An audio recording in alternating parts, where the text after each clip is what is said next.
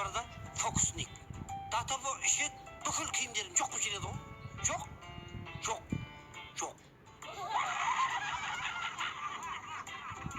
Бір кемпір такси ұстап тұрған ғой. Сөйтсе такси тоқтатты, апа қайда барасыз деп. Пәлен жерге депті. Отырыңыз апа десе, апамыз айтты, шырағым сумкамды көтеріп жүр деп. Сөйтсе апам дәу ала сумкасы бар екен. Таксист бір жағын ұстап, артқы сиденьеға орындыққа қойып атқан ғой. Сөйтсе сумка жібереді қапты.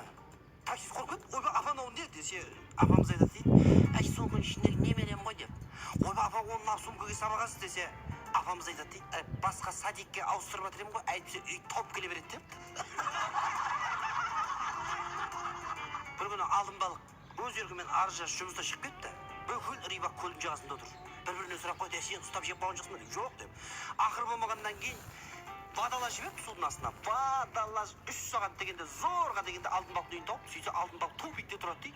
Үй жағында жүр дейді алтын балық. Жамал киімдерін киіп. Сөйтіп алтын балық қайда? Жұмыс қайда десе, бір жолата кеттім деп. Неғып өйттің десе, надоело уже кредит жаба беріп депті. Бір күні енесі мектепте жұмыс істейді екен да. Келін айтты, келін, ана бүгін мектепте субботник болады деді, соған сыпырғын дайындап бере қойшы деп. Сөйтсе келіні, апа не ғой, сыпырғыны пакетке орап берейін ба, жоқ сонымен ұшып кете бересіз ба депті. Өткенде бір ақыр заман болады деп адам бәрі шулап кетті ғой, 21-і. Сол кезде ақыр заман болмай қалды ғой, сома адамдар дал болды, ақыр заман өзі келе ма, келмей ме, қашан келеді өзі деп. Сөйтсе бір білгіш көсем айтыпты, ақыр заманды қой біледі екен деп, 4 түлік мал жануар сол бірінші сезеді деп. Сөйтсе қойдан бар сұраған ғой, қой ақыр заман қашан келеді десе, қой дейді, ақыр заманды қайдан қонақ келсе өліп кетіп жатыр қой деп.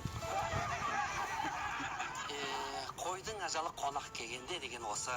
Елімізде тек қана той болсын. Айтпақшы, Ағмаржан Күріш айтыпты ғой. Қытай мазған қатырмасын, мен Қызылордалықпын дейді. Қызылорда. Жауырған деп неғып айтты, не деп атқан шығарсыздар. Жауырғанды жалпы еркектер жақсы біледі. Талай еркек бие болып барып, айғыр болып қайтып атқан жер.